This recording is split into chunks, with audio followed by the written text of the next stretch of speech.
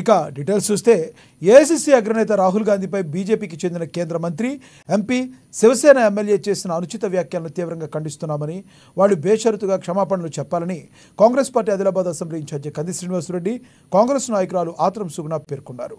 పట్టణంలోని ప్రజాసేవ భవన్ క్యాంపు కార్యాలయంలో బుధవారం ఏర్పాటు చేసిన మీడియా సమావేశంలో వారు మాట్లాడారు. Central union minister Ravneet Bittu ఒక ప్రతిపక్ష నేతను పట్టుకుని టెర్రరిస్టుగా అభివర్ణించడం తగదన్నారు. అహంకారపూరితంగా మాట్లాడటం సరికాదన్నారు. రాహుల్ గాంధీ నాలుక కోసి తీసుకొస్తే నగదు బహుమతులు ఇస్తామని బీజేపీ రాజ్యసభ సభ్యుడు అనిల్ బొందే, శివసేన ఎమ్మెల్యే సంజయ్ గైక్వాడ్ బహిరంగంగా ప్రకటించడం సిగ్గుచేటన్నారు.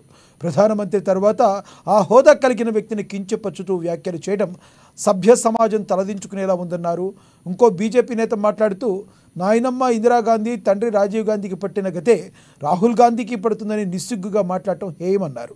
ఇలాంటి నేతలతో బీజేపీ మరింత అప్రతిష్ట పాలవుతుందని ఆయన దుయ్యబట్టారు.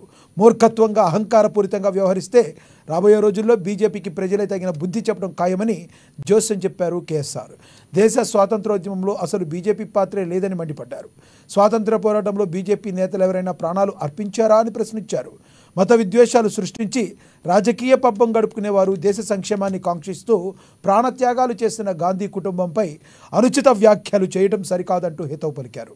అనుచిత వ్యాఖ్యలు చేసిన వారిని వెంటనే బర్తరఫ్ చేయాలని డిమాండ్ చేశారు. లేదంటే కాంగ్రెస్ పార్టీ కార్యకర్తల ఆగ్రహానికి గురికాక తప్పదని హెచ్చరించారు. దేశవ్యాప్తంగా ఉద్యమిస్తామని తెలిపారు. ప్రధాని నరేంద్ర మోడీ చర్యలు చేపట్టకపోతే వ్యాఖ్యలను సమర్థిస్తున్నట్టేనని పేర్కొన్నారు కేఎస్ఆర్. జవహర్లాల్ నెహ్రూ గారు, ఇందిరాగాంధీ, సోనియమ్మ, మళ్ళా రాహుల్ గాంధీ వరకు, రాజీవ్ గాంధీ నుంచి రాహుల్ గాంధీ వరకు కూడా ఇప్పటి వరకు కూడా ఎలాంటి ఆస్తులు లేకుండా దేశాన్ని కాపాడుకోవాలి, సమాజ నిర్మాణం కొరకు, దేశ అభివృద్ధి కొరకు, దేశ ఉన్నతి కొరకు పాటుపడుతున్నటువంటి కుటుంబాన్ని ఈరోజు రాహుల్ గాంధీ గారిని అలాంటి మాటలు అనడము చాలా బాధాకరమైనటువంటి విషయం. ఈ మాటలు వెనక్కి తీసుకొని రాహుల్ గాంధీ గారికి క్షమాపణ చెప్పాలి.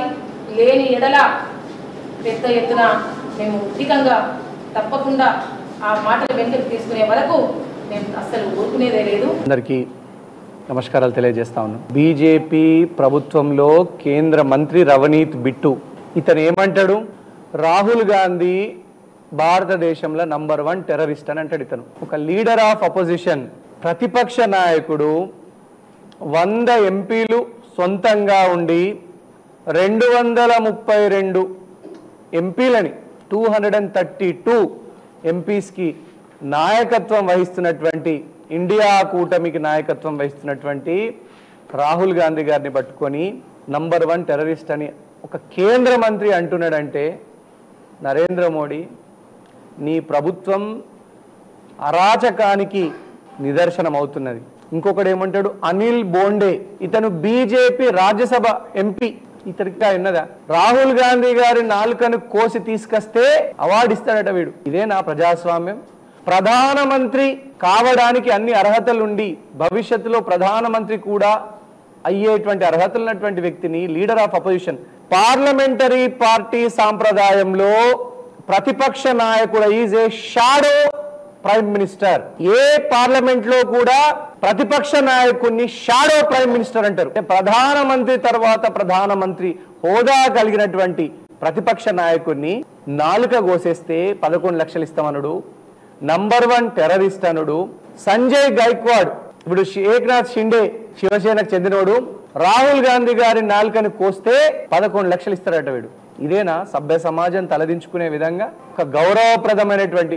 ఇంకోటి ఏమంటాడు, మీ తండ్రికి మీ నాయనమ్మకు పట్టిన గతే నీకు పడుతుంది అంటాడు. ఈ నరేంద్ర మోడీ చెంచాలకు, ఈ బీజేపీ మూర్ఖులకు తెలుసా వీళ్లకు? ఈ ప్రభుత్వాన్ని మేము ఒకటే కోరుతా ఉన్నాం, నరేంద్ర మోడీ గారు మీరు గనక ఈ చిత్తశుద్ధి నిరూపించుకోకపోతే మా రాహుల్ గాంధీ గారి మీద ఒక్క చెయ్యి పడ్డ ఏం అటాక్ జరిగినా కూడా, మా రాహుల్ గాంధీ గారికి ప్రాణహాని ఉన్నది, ఏమి జరిగినా కూడా ప్రధానమంత్రి నరేంద్ర మోడీ గారే బాధ్యత వహించాలని ఈ సందర్భంగా తెలియజేస్తా ఉన్నాను.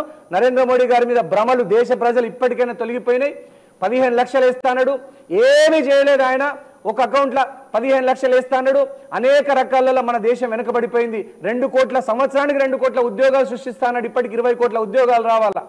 సో నేను ఈ సందర్భంగా ఒకటే చెప్తా ఉన్నాను, ఎవరిని కాంగ్రెస్ పార్టీ కార్యకర్తలు ఎవరి జోలికి పోరు. మా జోలికి వస్తే మాత్రం మీరు ఇటుకతో కొడితే మేము రాయితో కొడతాం బిడ్డ, గుర్తుపెట్టుకోండి అని ఈ సందర్భంగా హెచ్చరిస్తా ఉన్నాము. కాంగ్రెస్ పార్టీ కార్యకర్తలు ఎక్కడికక్కడ శాంతియుతంగా నిరసన జరపాలని, నరేంద్ర మోడీ గారికి బీజేపీ గవర్నమెంట్కి శాంతియుతంగా నిరసన తెలిపి ఎప్పుడు ఎలక్షన్లు వచ్చినా ఈ గవర్నమెంట్ని బంగాళాఖాతంలో కలిపేయాలని ఈ సందర్భంగా ప్రజలందరినీ కూడా కోరుతా ఉన్నాము.